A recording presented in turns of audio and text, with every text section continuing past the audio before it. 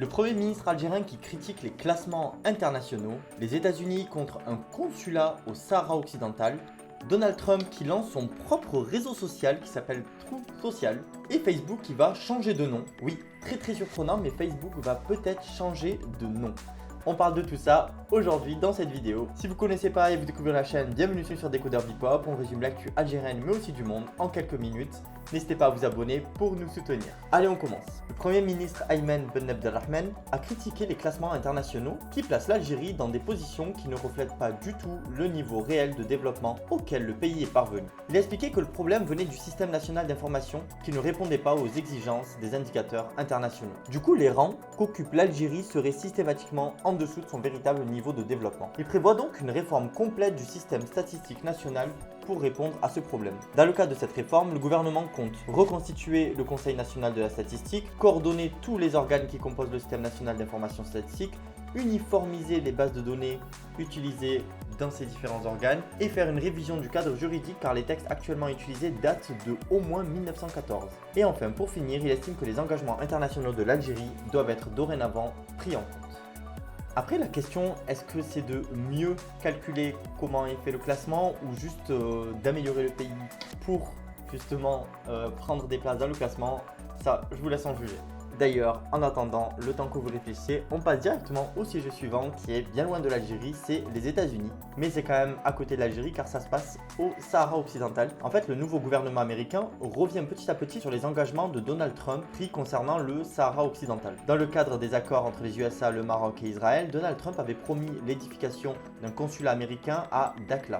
Mais depuis, le gouvernement américain a changé et le Sénat aussi. Et donc celui-ci, essentiellement composé de démocrates, s'est opposé à l'ouverture d'un consulat américain dans la ville occupée de Dakhla. Selon le site marocain, le DESC, le comité des finances du Sénat s'est opposé à tout financement pour la construction ou l'exploitation d'un consulat à Dakhla, estimant que les fonds destinés au Sahara occidental devront exclusivement servir à la recherche d'une solution politique au conflit.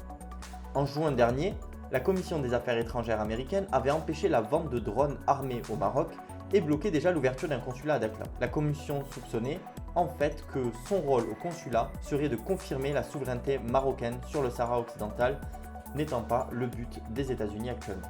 On passe directement au sujet suivant, donc un peu dans le même thème car on va rester sur Donald Trump. Donc Donald Trump, après avoir été banni donc en janvier de Twitter, Facebook et YouTube, et aussi temporairement de Twitch, Donald Trump a annoncé hier le lancement de son propre réseau social, Truth Social. L'ancien président républicain affirme vouloir résister à ce qu'il appelle la tyrannie des géants des technologies, qui voudraient taire les voix qui sont dans l'opposition en Amérique. En fait, il a déclaré « Nous vivons dans un monde où les talibans ont une énorme présence sur Twitter, alors que votre président américain préféré a été réduit au silence. C'est inacceptable. » Il a donc décidé de créer Truth Social. Cette plateforme fournira aussi un service de vidéo à la demande et des podcasts. Elle sera accessible en version bêta sur invitation dès novembre. Le lancement se fera au premier trimestre 2022, mais l'application est déjà disponible en précommande sur l'App Store. Donc voilà, si vous voulez de nouveau voir plein de statuts avec Donald Trump qui crie fake news, n'hésitez pas à télécharger Truth Social. On passe directement au sujet suivant, le dernier. En fait, selon le magazine The Verge, Facebook prévoit de changer son nom la semaine prochaine pour refléter la place centrale qu'il accorde au développement du métavers. En fait, dans une interview de cet été, Mark Zuckerberg a déclaré « Je pense que la métaverse présente une grande partie du prochain chapitre d'Internet, celui qui va suivre la révolution du mobile. » En fait, la métaverse, c'est quoi? Parce que je vous en parle, mais peut-être que vous ne savez pas c'est quoi. En fait, c'est un concept considéré comme l'avenir d'Internet. Le mot est tiré de metaverse, c'est une contraction de méta et univers. Comme il s'agit encore que d'une idée, il n'existe pas de définition unique de métavers. Mais en gros, ça ressemble à une version améliorée de la réalité virtuelle. On utiliserait un casque pour entrer dans un monde virtuel, reliant toutes les sortes d'environnements numériques. Ce monde virtuel pourrait être utilisé pour pratiquement n'importe quoi. Travailler, faire des jeux, des concerts, des sorties cinéma ou simplement pour se détendre. En changeant de nom, le réseau social Facebook sera au même niveau que les autres produits comme Instagram, WhatsApp, etc. Ils seront tous sous le contrôle d'une société mère qui dirigera les différents groupes, ce qui permettra à Facebook de mettre un peu de distance avec les récents scandales. Dernièrement, plusieurs enquêtes du Wall Street Journal avaient dévoilé comment le réseau social pouvait avoir des effets néfastes et à quel point ils ont été ignorés. Est-ce que c'est à cause de ça qu'il y a eu du coup ce changement de nom ou c'est pour d'autres raisons. À voir. En tout cas, si Facebook change de nom, ça va faire un gros changement. On est tous habitués à Facebook, on est quasiment dans notre génération née avec Facebook. Ça a été un peu le premier gros réseau social qui est sorti donc de façon internationale et qui s'est développé à l'international. Donc à voir qu'est-ce que ce changement va faire, comment ça va faire évoluer les choses, est-ce que ça va rendre Instagram, etc. plus indépendant. Donc, nous, en tout cas, dès qu'il y aura des études, etc., on reviendra vers vous pour vous tenir au courant de comment tout ça s'est passé en tout cas.